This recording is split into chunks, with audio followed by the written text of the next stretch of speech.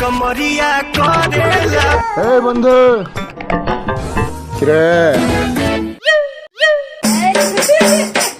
এইটা হচ্ছে একটা কালো কলম। এই কলমটা দিয়ে খাতায় আমি লাল লিখে দেখাবো। কালো কলমটা লাল লিখে দেখাবি, ঠিক আছে? ইয়েস ইয়েস, দেখা। কয় টাকা দিবি? বাজেট কি? বাজেট? আরে দাঁড়া, কোনো ব্যাপার।